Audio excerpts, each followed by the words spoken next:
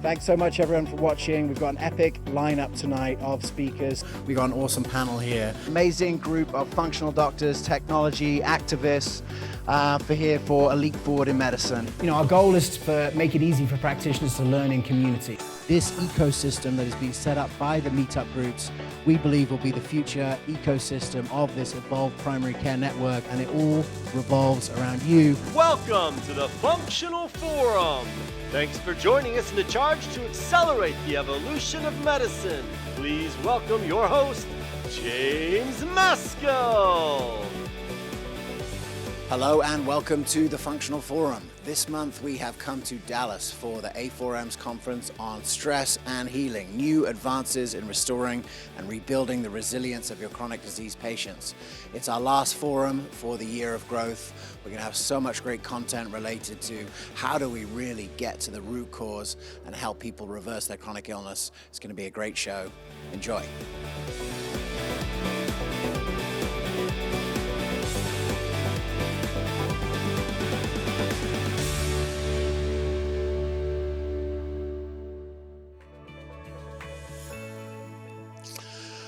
All right, so we're going to kick off the show with the doctor that kicked off the conference. Dr. Jade Teta here is with me. And before we get into a little conversation about his talk yesterday, let me just share some of the best bits from his intro. Enjoy. I want you to think about the tough times in the last couple years. The trials, the tribulations, the traumas. And I want you to think about the story that you have been telling about those trials and tribulations and traumas. What story have you made it mean?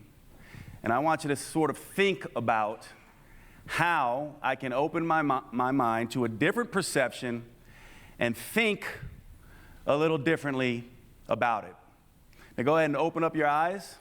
I want you to hold that sort of thought about what you've been through the last couple years for you. Try to make it focused on you and try to come to these next couple talks with that in mind, okay? So we have that agreement. And understand that what we're going to talk about is a little different. And I want to thank A4M and everyone who put this together for this, because I think this is unique that we get to talk about this. And I think we should be talking about it, because I think this is where the rubber meets the road for healthcare and for all of us. The obstacle is the way, how to turn trials into triumphs. This is what we're going to be talking about today. Here are my disclosures for anyone who's interested in that. And let's go through the objectives really quickly for this. What I want to talk about today is how purpose may be the most powerful manifestation of obstacles and failures, meaning that when you have your trials, your tribulations, and your traumas, that purpose can come out of that. We usually think of purpose as something that we find. What if we could create a purpose from the unique obstacles we encounter? That's what I want you to keep in mind. We're going to discuss the 5 aspects of our personal history that may derive purpose. We are each a unique spiritual fingerprint. We need to own that, so that we can own our trials and tribulations and traumas and use them.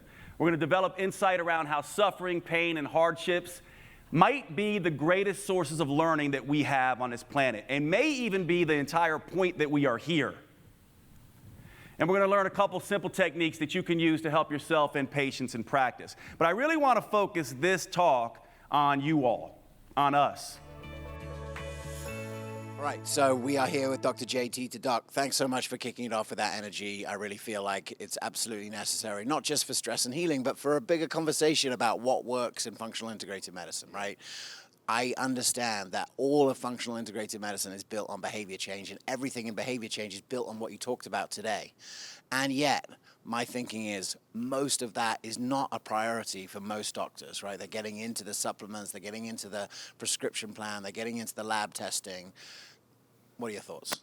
Well, there's 2 thoughts here, and I think it's perfectly well said, and it makes sense, right? Because part of this is, for most functional medicine physicians, they don't necessarily have the training or comfort level with the psychological and behavioral aspect. That's the first thing.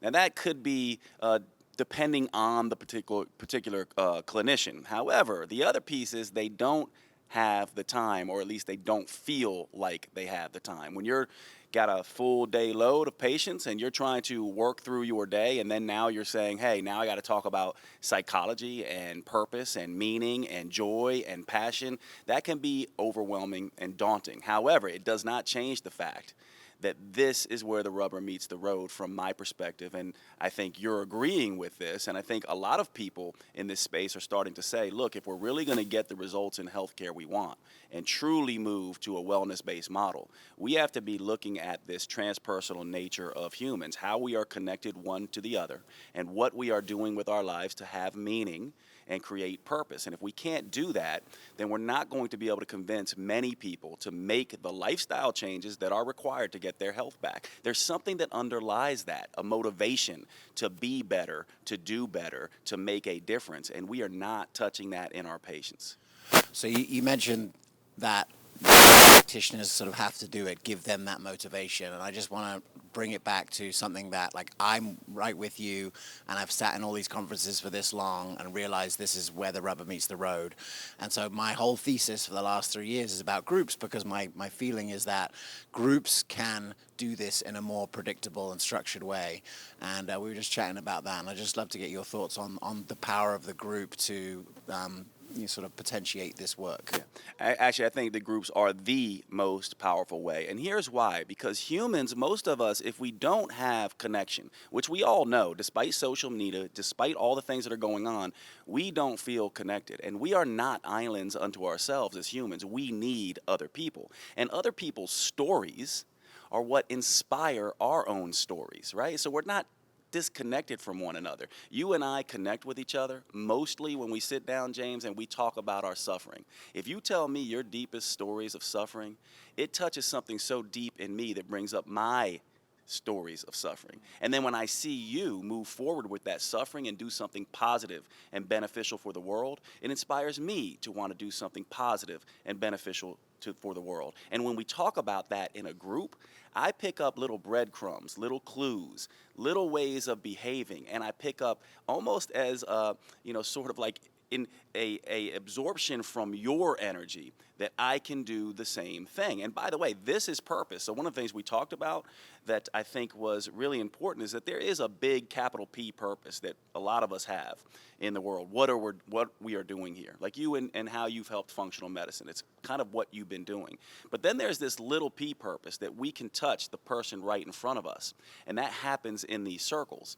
And there's going to be someone who hears Jade's story, or hears James' story, or hears another patient's story, and it is the story that finally makes it click. And we all know what this is like. Sometimes this happens with books, sometimes it happens with mentors, sometimes it happens with just somebody new we met, or sometimes it even happens with a movie or a fictional character that we can see ourselves in them. And we need more of this, and I think groups do this better than any other thing, because it's getting us back to connection and it's helping us tell our stories in a way that inspire and motivate others. And I think that's the way it happens.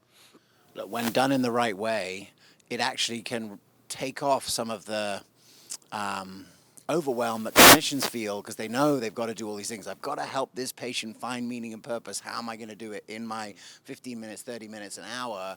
Like, maybe you don't have to do it. Maybe it can come from another patient in your community, and introducing patients to each other can often be the magic formula. So, look, I'm really excited for everyone at home to check out some of your content. If you had one tip for our practitioner community to transform their practice and elevate their practice in 2023, what are you going for? I think it's just a reminder of what we're talking about here. Most of us, what we do is when we're talking to someone about change, we're like, why are you doing this? And stop doing that. And do this better, and avoid this, and avoid that. And it's all this stuff that they either have to stop doing, or all this stuff they better start doing. And we think that's going to motivate them, but more often than not, it overwhelms them. Instead, what we need to do is tell our stories oftentimes, or help them re-engage with their own hero's journey. And when we do that, and when we give them sort of the hope that, hey, listen, you and your suffering, this disease you have, this condition you're dealing with, these difficulties, you can use them, find other people who are suffering the same way and help them. And in a roundabout way of doing that, now you can make that suffering matter. You can feel like you're making a difference. You can turn it into purpose. And that turns into like the Energizer Bunny for these people when they think, you mean I can use my suffering to help other people? I want to do that. I think that's what we humans are here to do, and I think we know it intuitively. So when you can get people to tell these stories in a group to other people, what ends up happening is it turns into the energy that helps them do the things that we all want them to do. And I think that is what we should be looking at, a way for them to see their stories as a way to help, not see their stories as a way to, just overwhelm them with more and more and more and more. Perfectly well said, and I think this is a great theme. This year, 2022, our theme at the Evolution of Medicine has been growth. We've talked about practice growth and movement growth, and we've talked about personal growth as a key part. And moving into 2023, our theme is going to be the year of connection. And you can see that connection is something that facilitates all of that growth. And thank you for laying it out so clearly. I really just want to say that I've been looking for the right messengers to communicate this, because ultimately, I feel it inside, but I'm also just a guy. And I really appreciate doctors who have been doing it, who have all the clinical knowledge, and who can share it so clearly. So thank you for being. And your work, James. Thank you. So grateful for you, my friend. All right. Check out the next segment. All right, so you heard Dr. Teta. This is where the rubber meets the road. And the reason why we got the Lifestyle Matrix Resource Center in as our sponsor 3 years ago, the reason why I wrote a book on group visits, the reason why I spend 90% of my time now working on bringing group visits at scale into the healthcare system is because of exactly what he said. And here's Lifestyle Matrix Resource Center. They have all the resources, the group visit toolkits that you need to do group medicine in your practice. Come and check this out over here. Immune Foundations is just one of the examples of one of the sort of niches that they have. But this kind of patient education material, would take a long time to organize and execute. And so they've got all of this here for you, so you can just plug and play with whatever the focus of your practice is. There's GI, there's cardiometabolic, there's immune, there's all the stuff on stress you're learning here. This is this book about stress and the HPA axis that Dr. Tom Williams, who's also speaking here, wrote. So there's a lot of great stuff here. Over here you can see the toolkits. Look, group visit toolkit, immune health, protecting your heart, GI foundations. So, look, if you want to get a kickstart on practicing groups in your practice, you could do a lot worse than Lifestyle Matrix Resource Center and the group visit toolkits. And if you are watching this and you take insurance and you're sort of inside the health system, working in a hospital, working in a clinic that bills insurance, get in touch with Heal Community. They're one of our other sponsors, making it super, super easy to run profitable, successful group visits in your practice. Go to healcommunity.com. Let's check out the next segment. All right, I'm here at the conference with Dr. John Kim. If you didn't check out the podcast that he and I did back in October about how he shifted his pharmacy into a wellness center and then built a whole online program, definitely check it out. Doc, tell us what you've been learning this weekend that you thought was impactful. Well, James, it's so wonderful to meet you in person finally and to be on your podcast. But one thing that, today and including yesterday was so impactful in terms of what I've learned so far and what I'm going to bring to my practice. And especially today, just talking about melatonin and stress response and post-COVID issues is really eye-opening moment that we have to really take in charge and looking at the full body and mental approach and really taking care of the patients fully, because I think we're doing not enough a lot of times, and this really reiterates what we're doing right now is what we need to do. That's great. So is there anything particularly like a clinical pearl that you can drop for the people who missed the conference? Absolutely, it's melatonin. I know it's the cheapest thing that we could purchase, but I think we're basically suboptimally dosing the patients right now. So I think I need to really ramp it up in terms of dosing wise and really sporadically end up having to utilize it whenever I need to, because that's one of the things that we end up having to miss a lot of times. We're only just focusing on the overall supplement and then how the person's energy level is. But if you don't end up having to utilize the most important antioxidant, which is melatonin, I think that's a missing picture. Yeah, that was some lecture. All right, you heard it here, melatonin for everyone. All right, I'm here with Irena from Fort Wayne Endocrinology. Irena, what did you learn this weekend? I learned about melatonin. Some of the women in our practice take 1 milligram, but they actually should be taking 10 milligrams, especially if they've had long-term COVID effects, because melatonin is actually good for the body, and I learned that it helps to heal, helps with stress. So you can go up to 10 milligrams. So if you're taking 1, you can double it, because I also learned that if you have nightmares, that means you're not taking enough of the melatonin. But melatonin is important for the body. That was a critical lecture we had today. Thanks so much for your clinical tip. All right, I am here with Dr. Russell Reiter. He is a world authority on melatonin. I've, for the last 15 years, sat in conferences where this topic has come up and it's been talked about with regard to sleep. And, I think many doctors and even many lay people now really understand the sort of sleep, stress, melatonin connection. But I think you blew the room away today just by showing all the other areas where melatonin is critical. So what are your thoughts on melatonin's rise, but also underappreciation as well? Well, certainly it should be more widely used, but like I say, it does have some obstructions from the pharmaceutical industry. Its relationship to sleep, of course, is very good, but it's a circadian rhythm effect. It's really not a soporific. It causes sleep via circadian rhythm effect. But its rise in terms of other diseases has really taken off in the last 5 years because people are looking for alternative things that will, in fact, enhance their health and so forth. And there's a lot of now anti-aging clinics. I'm not even saying melatonin is anti-aging. On the other hand, if it reduces age-related diseases, the likelihood is that it may, in fact, prolong life as well. Yeah, absolutely. Well, one thing you shared here that I wanted to talk about in related to this topic, but also prepping for 2023 and some of the topics we were talking about then. Can you just share a little bit about the sort of the relationship between melatonin and the heart? Yes, what I showed today related to the cardiovascular system. Obviously, the cardiovascular system, like the brain, is absolutely critical for survival. So any way you can perfect your cardiovascular system from not only ischemia reperfusion, in other words, heart attack, but from bad nutrition or stress and so forth, should be implemented. And melatonin is a very good molecule to protect generally the cardiovascular system. I'll give you another example. In reference to cancer, one of the common drugs that is used is called doxorubicin.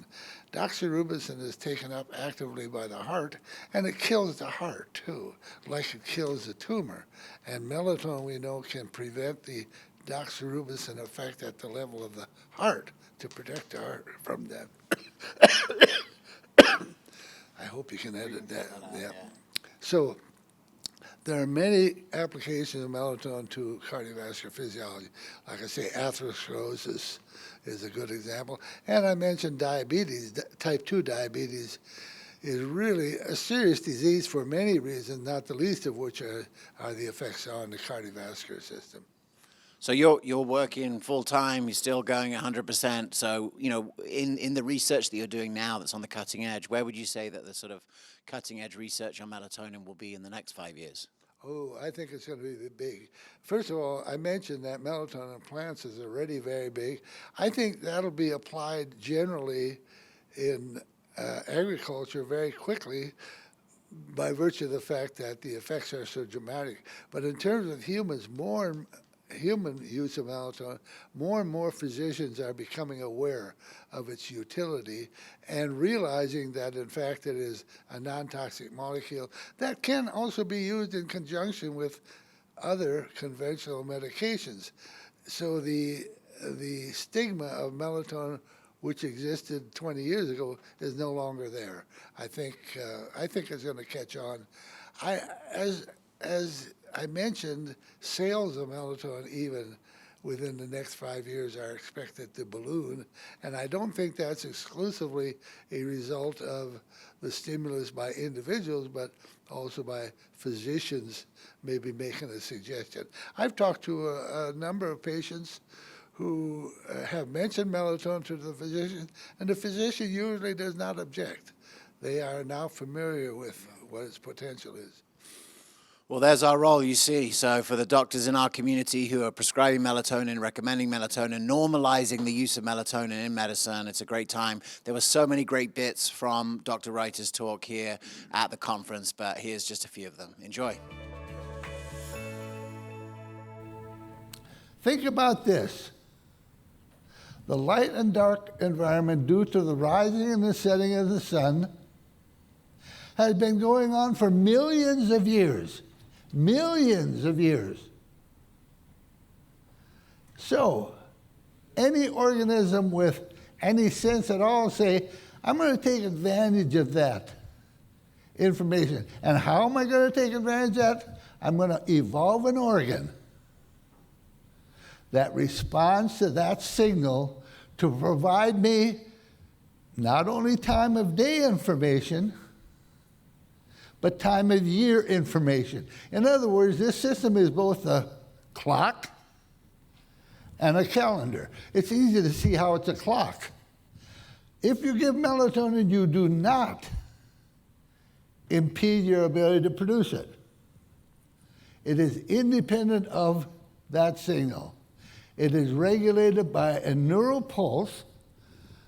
These neurons release norepinephrine, it's represented here, release norepinephrine every time you are in darkness, stimulates beta-adrenergic receptors, a whole series of events, which then cause the synthesis of melatonin. What does melatonin do when it's not doing circadian stuff? Does a lot of things. Like I say, it's been here forever. And it's really learned to be clever about what it does. Of course, there's a great deal of research on the effect of neurocognition, neurodegenerative disease, models of Alzheimer's, Parkinsonism, amyotrophic lateral sclerosis, multiple sclerosis. There are models of each of these conditions showing that melatonin will defer. I remind you, as you age, you lose your best protection against. You wonder why I take melatonin? Oh, you may think I'm demented. I never thought about that. You say, well, he's already demented. Melatonin obviously isn't doing him any good. But anyway, cardiovascular, I'm going to talk about a little bit about cardiovascular physiology as time permits.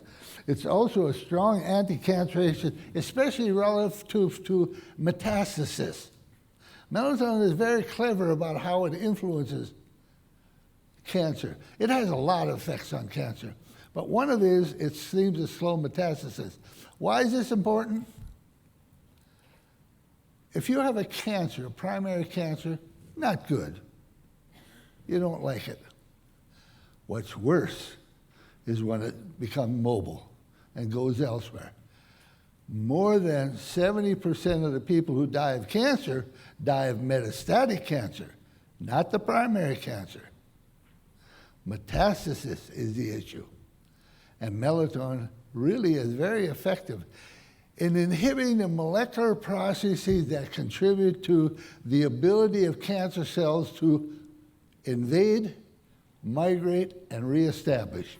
I'm not going to discuss all those, but of course, immune effects, metabolism, and gastrointestinal. And here's the cellular actions. And this is the one, well, mitochondrial physiology is linked because they are in the same ballpark. This is a similar updated version by someone else. They even added some more functions of melatonin, and you can't add too many.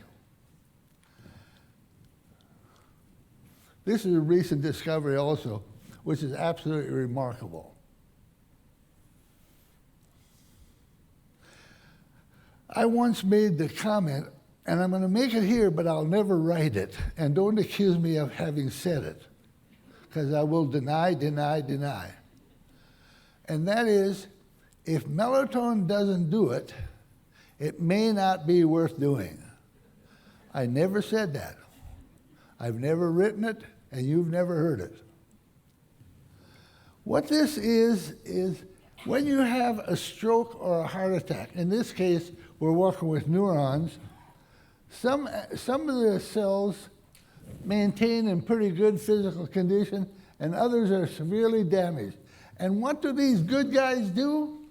They form what are called tunneling nanotubes with the injured cells. This now is becoming a big deal in rejuvenation medicine, these tunneling nanotubes. And what melatonin does, you give melatonin to these, and they aid in the transport of mitochondria, which this cell needs badly, because it doesn't have any energy to survive. Melatonin aids in the transfer of functional mitochondria from healthy cells to damaged cells via these nanotubes. That happens in many tissues. When you are damaged, there's always some cells that are more resilient, I think Tom said, and there are others that are more vulnerable. And the resilient cells aid those that are more vulnerable. Here's an example. Here's a neuron. You damage them due to ischemia reperfusion injury. If you give them melatonin, they can reconstitute themselves. If you don't give them melatonin, kaput, finito, dead. The process is even given a name, not very well known, the process called anastasis, bringing a cell back from the brink of death. These are severely damaged cells that all of a sudden are rejuvenated because of the good guys in the area.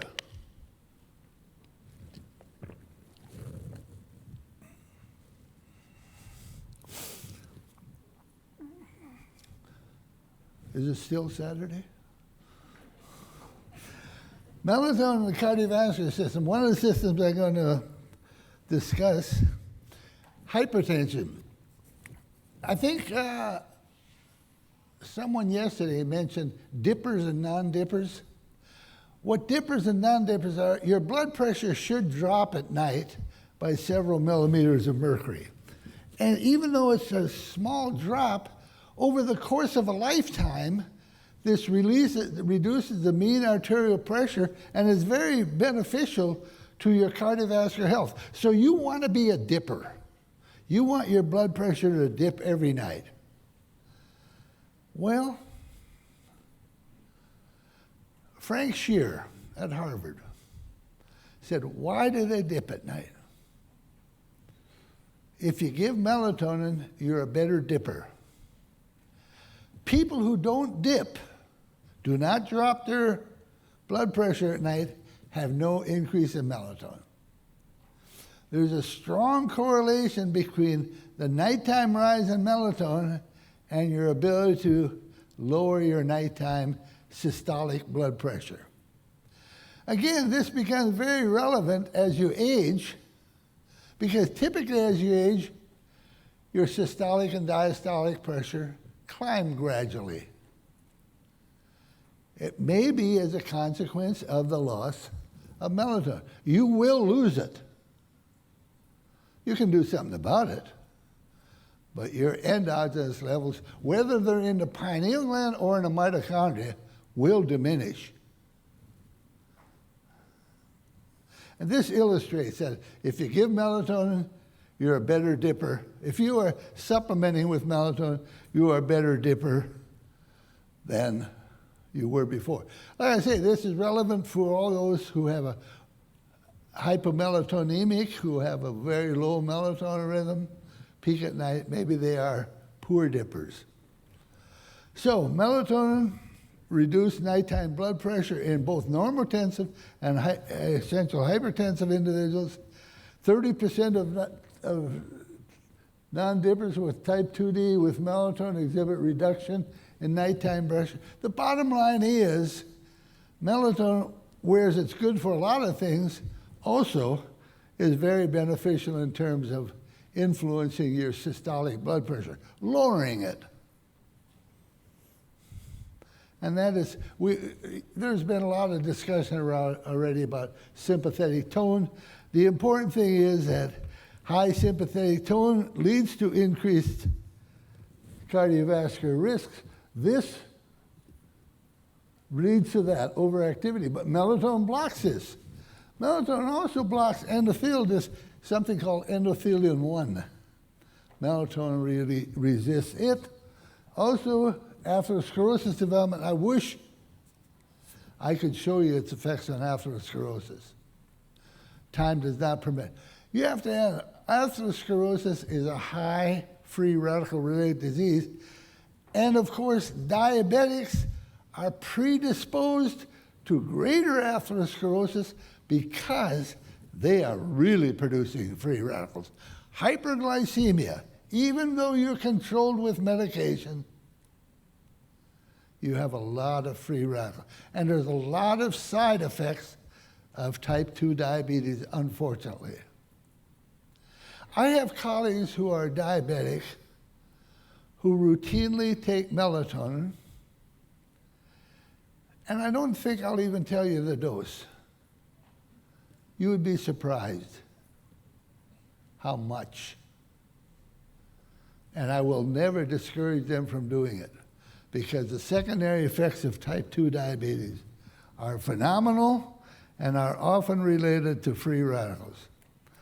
Further on the one reason your heart is so vulnerable is it has a lot of mitochondria. And if you damage your mitochondria, your cardiomyocytes are most effective because they really need energy. You better hope it pumps every day, many times throughout your life, never taking a break, hopefully. And it's those mitochondria that 30 to 40% of the weight of individual cardiomyocytes is in fact mitochondria, compared to 10% in some other cells. Those cells, like the brain, have very high levels of mitochondria. And this is, to show how important this is with Yundai Chen at the PLA hospital in Beijing. She sent one of her postdocs, Queen Ma, to my lab to look at this phenomenon. Namely, we induced heart attacks in animals. You don't go around inducing heart attacks in humans. They don't like it very much. So we used animals. But what happened is, if you then stain the hearts with Evans blue is only taken up by surviving cells. So these cells are surviving, these are dead. Conversely, if you do ischemia reperfusion and give a melatonin, now the number of dead cells is much, much less because of its antioxidant activity. That is represented infarct size. This, and this. I'm going to show you a clinical study on the next slide that we just did. If you look at what is called the left ventricular ejection fraction, the ability to pump your blood throughout your body so you don't get heart failure, of course, it diminishes here and restored to essentially normal with melatonin. This illustrates some of the microvascular thromboses that appear because fibrin, synthesized from fibrinogen, again, somebody mentioned that yesterday, by thrombin. Thrombin is an enzyme. Thrombin is inhibited by melatonin. Doesn't allow fibrin to be produced to create those microthromboses. This is a clinical study. It's already published in the American Journal of Cardiology. We did do it in humans, except they had spontaneous heart attacks called ST elevated myocardial infarction, STEMI. Very serious, very, very serious. Here's an example of a blocked coronary artery, and this is after opening. What we did is we inserted a cannula into the femoral artery, put it up into the coronary artery, and did balloon angioplasty. Balloon angioplasty, you blow up the balloon so you open the artery. Good deal. Except reperfusion injury is just as bad as ischemia.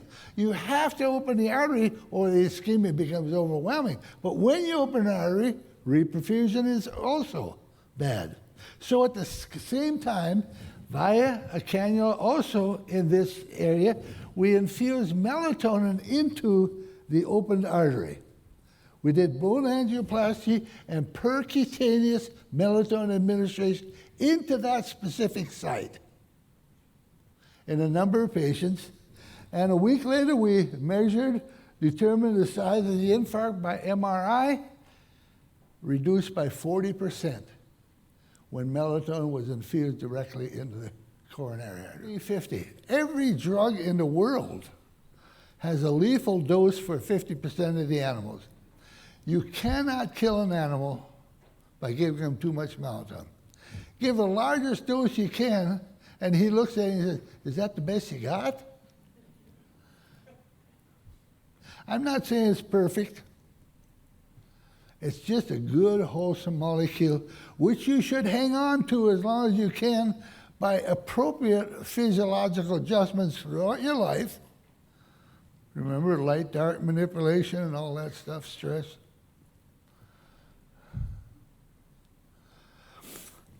Business Insider magazine, Nielsen reports, noted a 42% increase in melatonin sales between 2019 and 2020, primarily related to COVID. There are 220 publications suggesting melatonin for COVID.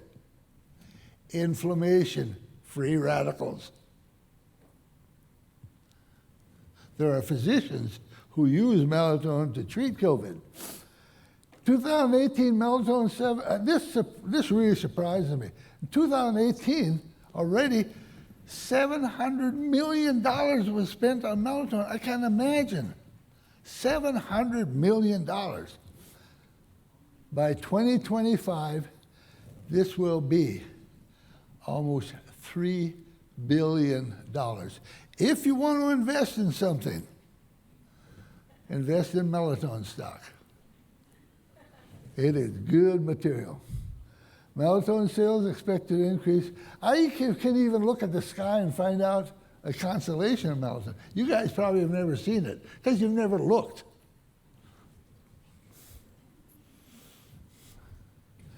There are more than 100 use patents. Use patents are practically of no value. But there are 100 of them. I have none. I don't want to have any. I don't want to be vested in terms of interest. Melatonin is generally vested to cardiovascular, not only cardiovascular, cancer, blah, blah, blah, blah, blah, everything.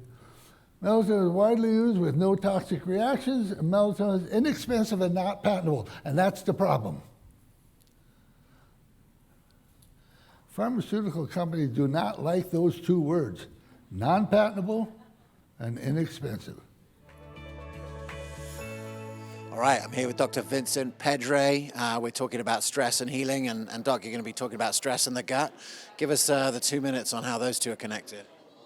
Well, anybody who's felt stress has probably felt some sort of gut symptoms related to stress. So I'm going to be talking about the stress effects on the gut and how to evaluate patients, stress out patients, and the gut-brain connection, and how we look at that and what we can do to help patients improve their stress levels that affect their gut health and vice versa. Awesome. I know you're always learning, so I see you sitting in the back taking notes. So what have you found interesting this conference? Probably the most interesting is listening to one of the world experts on melatonin and learning that I already knew that they say that 400 times more melatonin is produced in the gut than the brain, but really honing in and understanding that the majority of melatonin in the body is being produced by mitochondria to protect themselves from oxidative stress. I thought that was really cool. All right, we are here with Dr. Carrie Jones. You couldn't have a conference about stress and healing without featuring you, Doc. Really enjoyed your sessions yesterday, getting to work with Dr. Jensen. What did you learn from that? From Dr. Jensen, I just love working with her. She was amazing when it comes to the mental, emotional, spiritual, soul part of stress, and how we need to not just always focus on supplements, but really go with those deep questions. So I just appreciated her being up there, talking about the hard stuff. Yeah. So I guess we're going to talk a little bit about what did you bring to this conference that that is relevant to this conversation about stress and health. One of the big things, I'm going to talk about at my session here later, is with treatment. So I will be talking about the treatment of stress for an hour, and my first 20-some slides are all lifestyle. Lifestyle, again, mental, emotional, what we do, how we handle, as opposed to what we take. And I think that's really important. Everyone says, what herb should I take? What supplement should I take? And I'm like, did you even cover the basics? Do you even get good sleep? Do you even work on your glycemic control, your circadian rhythm? And a lot of people are like, I don't want to do that. Just give me a pill. And so what I brought to the table is just to really hammer home, we have to do the work before we just start hoping the pills will do it for us. I mean, I guess that problem is compounded because on one hand, the patient wants that, and on the other hand, the doctor probably feels more comfortable doing that. I think one of the things that I got this weekend with Jade was just like, there's some work for all of us, right, to confront some of the real thing that deals to healing. So how do you see that rolling out in this population? I think it's going to roll out really well. And I understand if you don't feel well, if you feel like your head is just above water, adding in the supplement right away to give you the energy, maybe the motivation, the hope. Jade talked a lot about hope and purpose, but then you have to actually move forward and do some of the work. And I think it hit home. Watching everybody take part in some of these exercises that required us to close our eyes or visualize or stand up was really encouraging, because sometimes you see the room just sit down and not want to be engaging. Yeah. And the fact that everyone was engaged in talking about it, I know everybody needs it.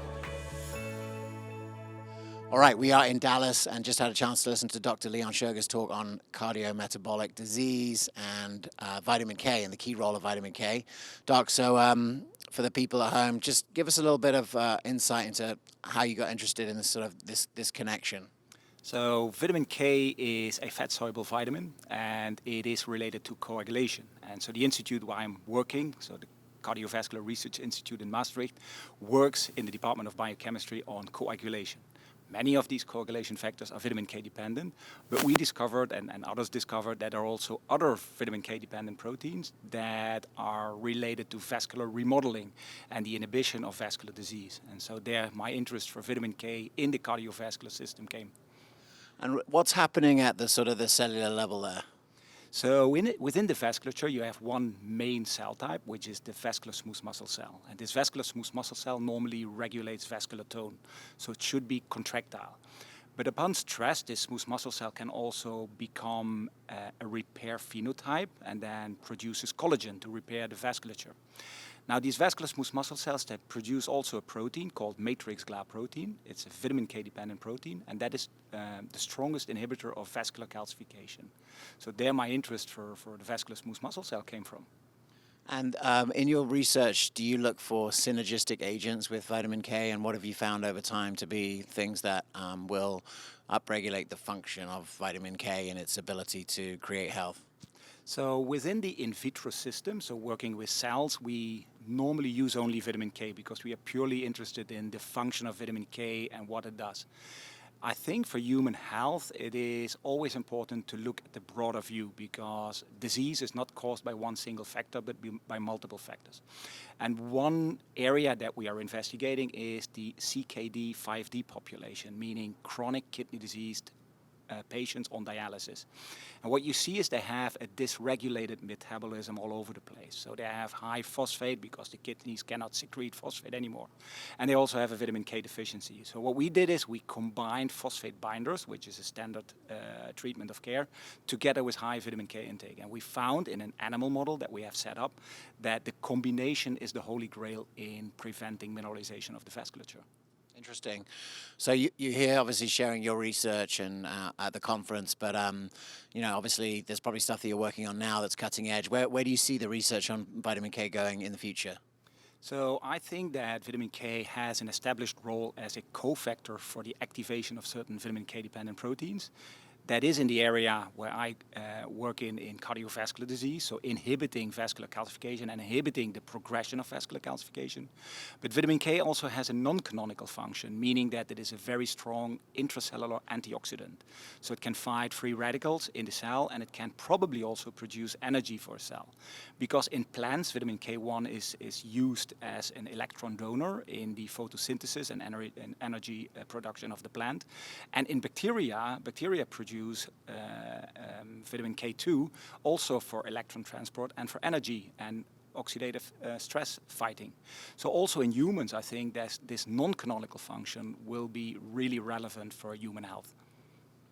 Wow, that's really cutting edge. Well, thank you so much for being here. Thanks for your great lecture. I just want to apologize to everyone at home, especially the people in England, because I used to say vitamin, and now 17 years I say vitamin, and I'm kind of embarrassed with myself, but just the way that it goes. So anyway, enjoy the rest of the lecture. Dr. Leon Schurgers. It was discovered some 90 years ago by a Danish researcher called Hendrik Dam.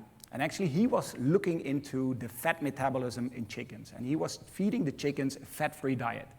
And by doing so, all these chickens developed lethal bleedings.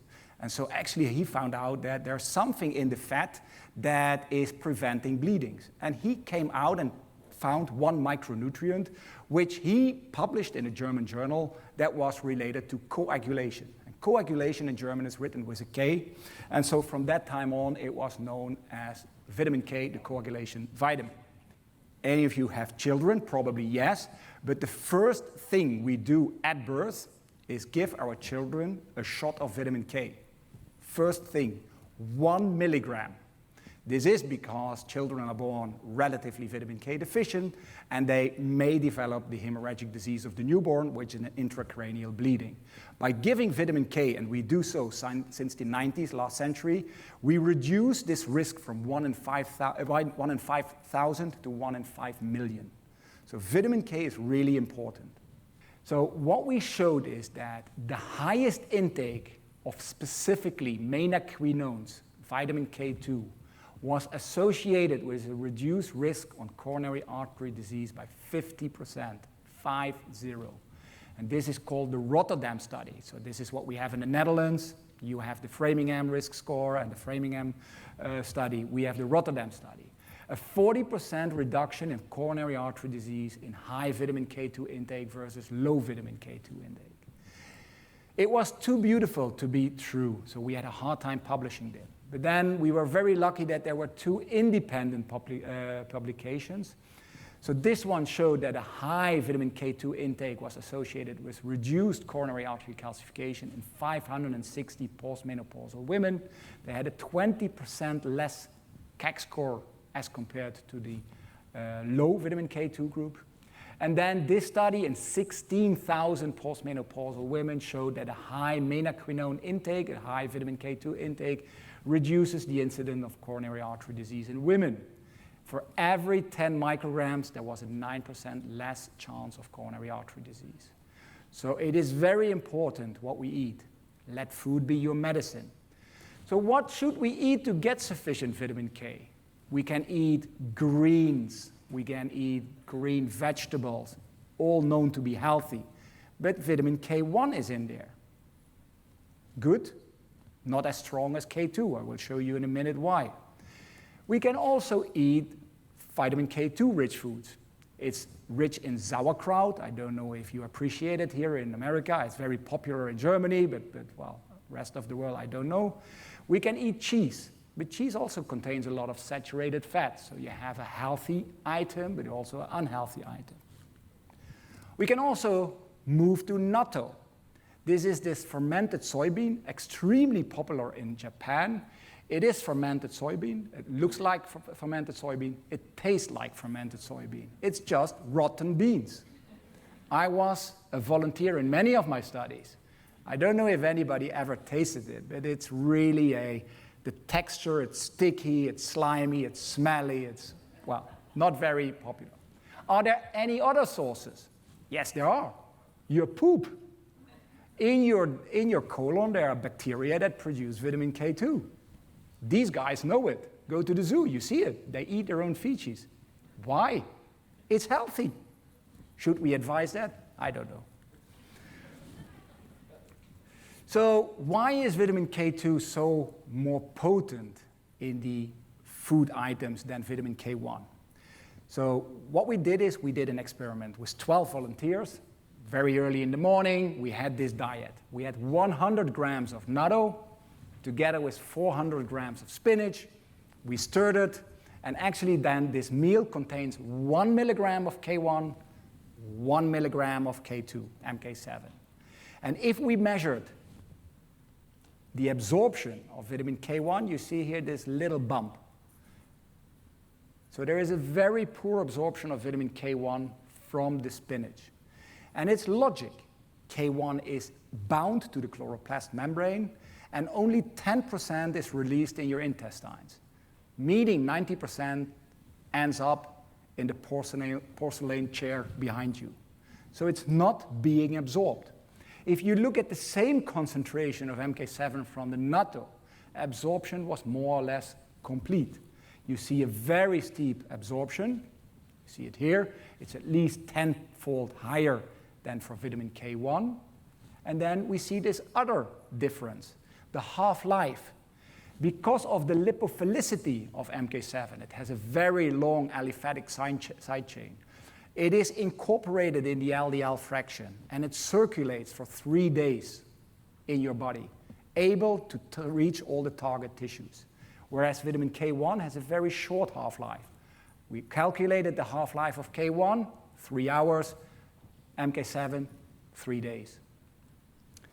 So we wanted to know, can vitamin K be a treatment in the prevention of mineralization? So first we went back to the animals. Rats were treated with warfarin and vitamin K. And I will help you through this slide.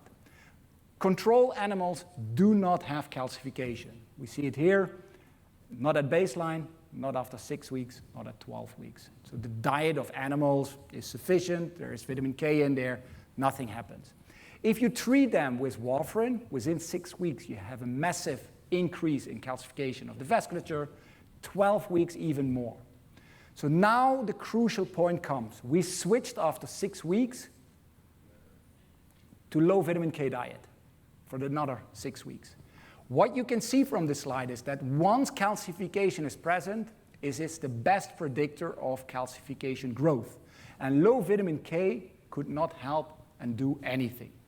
However, if you look at high vitamin K, we could completely block the progression of calcification, reactivating this protein, MGP, which we also showed in this paper that was published in the journal Blood, showed that MGP was active and preventing the further nucleation of calcium phosphate salts in the vasculature.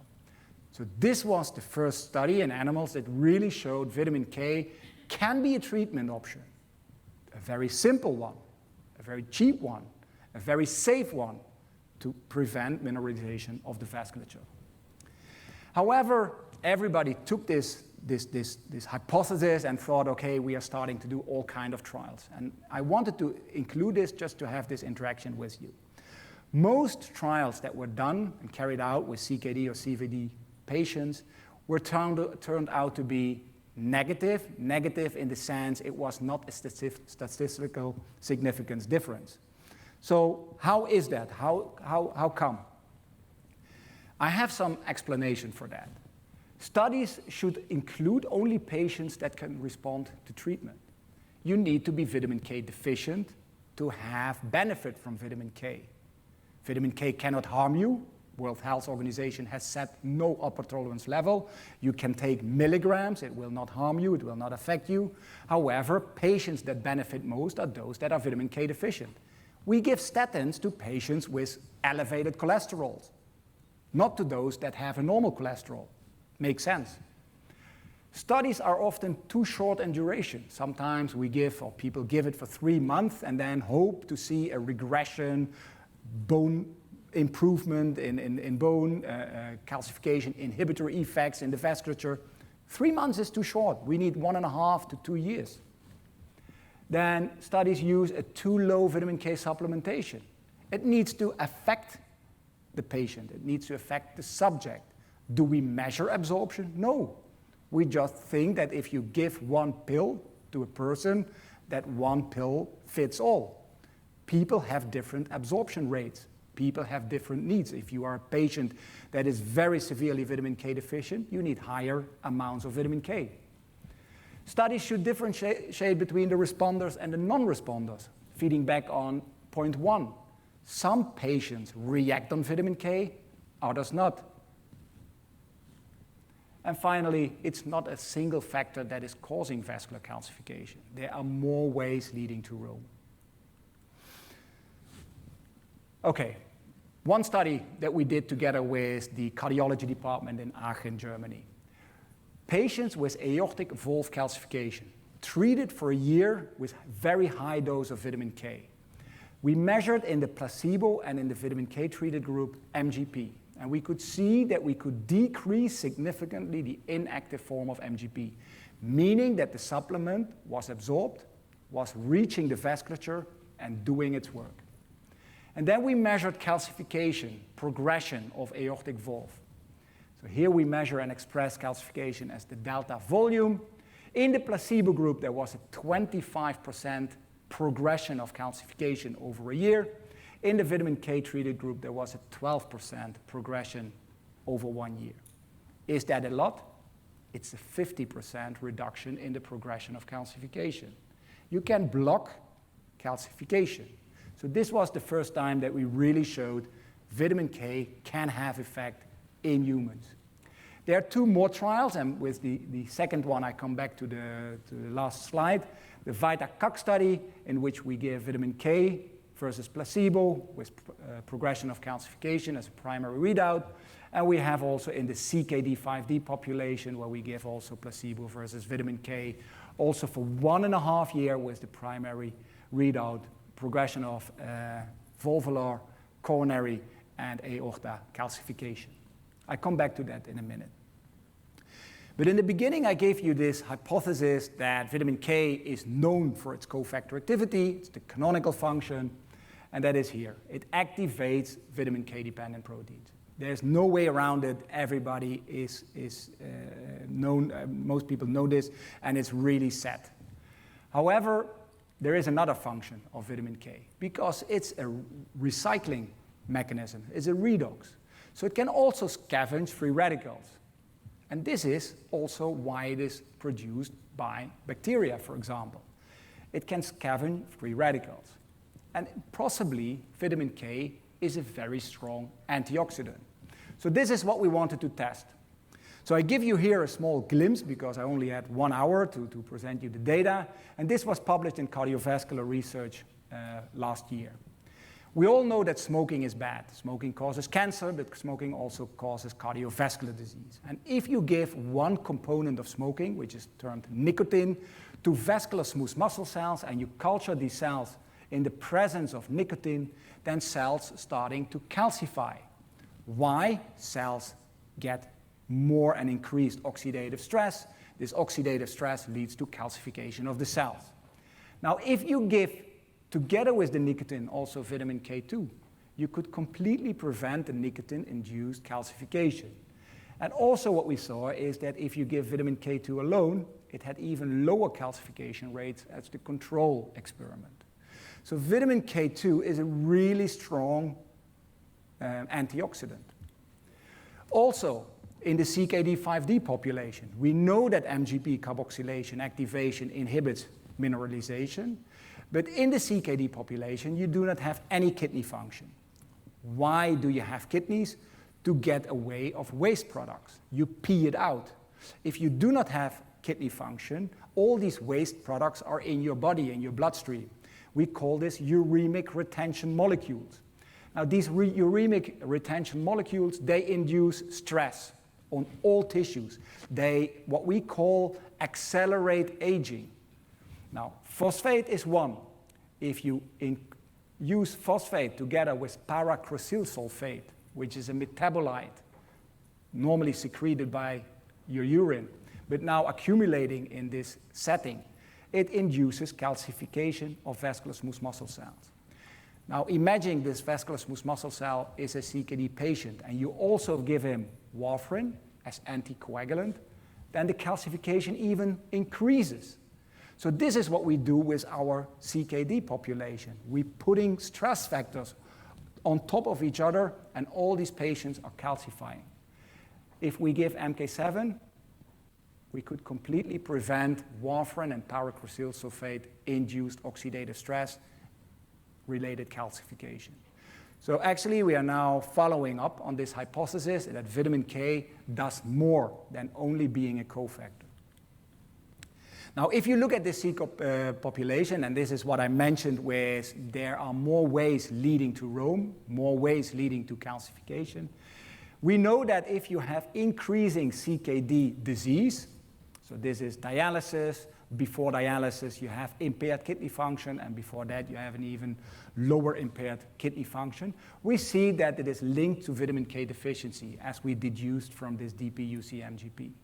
But if you have kidney function, you also have increased levels of phosphate. Phosphate normally peed out by the urine. If you do not produce urine because you have no kidney function, phosphate is increased. Phosphate is very toxic. It creates calcification. So we know that phosphate is a risk factor. We know that vitamin K deficiency is a risk factor. And what do we do? What is the medical society, the nephrologist, doing with our CKD population? These patients have a low appetite. If you are on dialysis, and maybe you know someone that is, these people are critically ill. They have to do dialysis 3 times a week. They're not really into a good steak. They get phosphate binders. What is a phosphate binder? It is a substance that you give together with the meal. It complexes phosphate, you poop it out, you do not absorb it. Are they specific for phosphate? No. They also bind fat-soluble vitamins, such as vitamin K. There is gut dysbiosis, because everything is dysregulated in these patients. And finally, the nephrologist advises the CKD5D patient, please take a diet low in potassium. Potassium is in green leafy vegetables. What was also in green leafy vegetables? Vitamin K1. The nephrologist also advises be low in a diet in phosphate. Reduce your dairy intake, your cheese intake. What was also in cheese? Vitamin K2. All the advices and all the treatments that we do induces a vitamin K deficiency in CKD5D patients.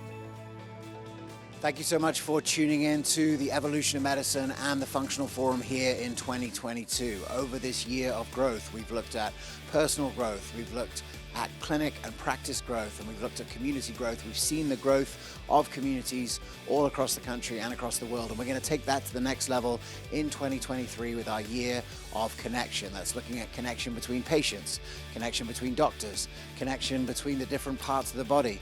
We're going to be talking about the fundamental power of connection to transmute and transform medicine, and we look forward to doing it with you. Thanks so much for tuning in, and we'll see you next time.